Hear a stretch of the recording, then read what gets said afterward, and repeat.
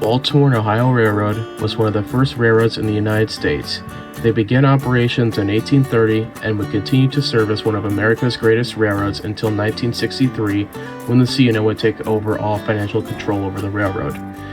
In between those years, they would offer some of the most luxurious passenger trains of their time, like the Royal Blue, National Limited, Cincinnatian, and many more.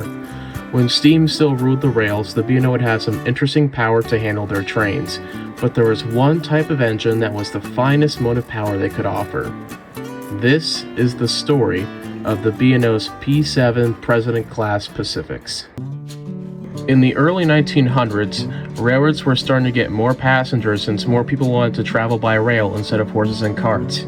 Because of this, larger locomotives would be needed to handle these longer passenger trains to accommodate the rising popularity in passenger traffic. 440, the 442, and the 460s, which have been the popular passenger locomotives for years, were starting to need help with the heavier loads. Therefore, a larger and more powerful locomotive was needed to pull the longer and heavier passenger trains faster. The result was the new 462 wheel arrangement, which was first built by Baldwin for the New Zealand Railways. Because of these engines being transported over the Pacific Ocean, the 462s would be known as the Pacific type.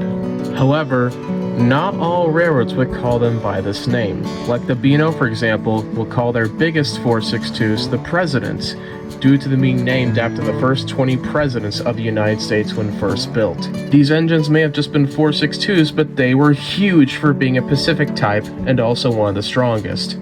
In all, 20 locomotives would be built by Baldwin in 1927, numbered 5300 to 5319. B&O would designate these engines the P-7 since they were the 7th design of 462 built for them in the P-Series class of Pacifics. With these added to their roster, the B&O would have a total of over 200 Pacifics ranging from the P1s to the P7s and the singular P9 that the B&O built a year later. As mentioned earlier, the P7s were massive for their type. In terms of tractive effort, the P7 President class locomotives had 49,882 pounds of force. The geometry for this was as follows: 230 psi boiler pressure, 27 by 28 inch cylinders, and 80 inch diameter drive wheels.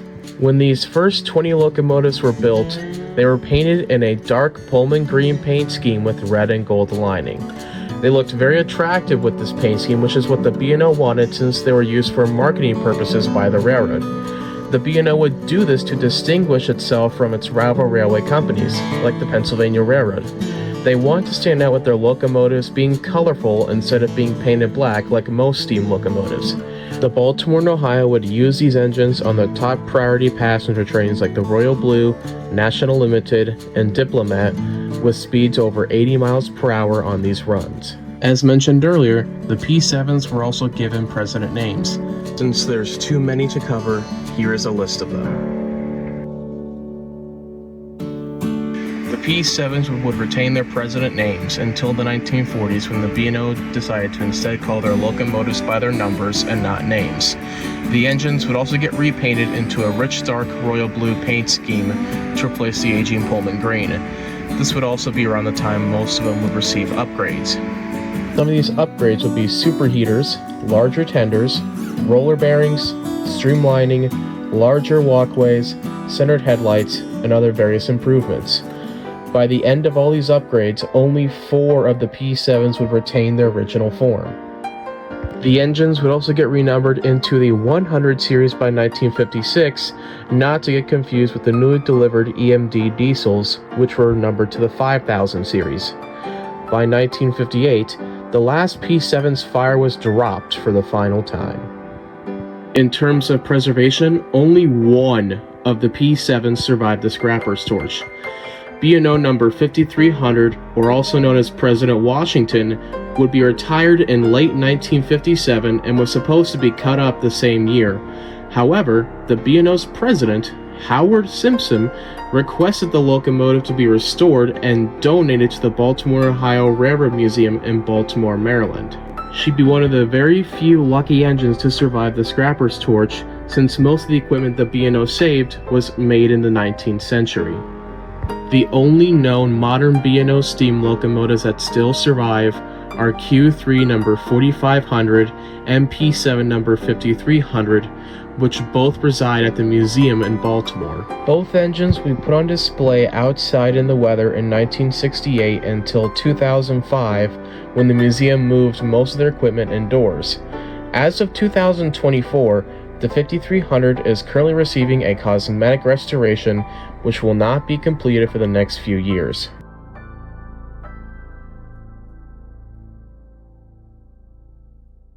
Hello, this is Brendan here, and I know I did an update a couple weeks ago around my birthday regarding what's going to happen to the channel and what videos I have planned. I did forget to mention though that I start college in September of this year, and I want to give you guys an update of how I'm going to be posting videos for the next few months. Since college is going to be taking up most of my time and other life-related stuff, I won't be as active making videos as I once used to, so do not expect for me to post a video every 2 or 3 weeks. I'll try and see if I can post a video every month if I can, but we'll see, because I have no idea what college is going to be like in terms of this program that I'm getting into, so things can change. I know some of you guys do not want to hear this, and I love making videos too. I mean, I love editing them, I love creating something for people to watch, but with more stuff coming up in my life, I won't be able to do as many videos as what I once used to. Well, that's all I have to say. This is Brendan's Trains, and I'll see you guys in the next video.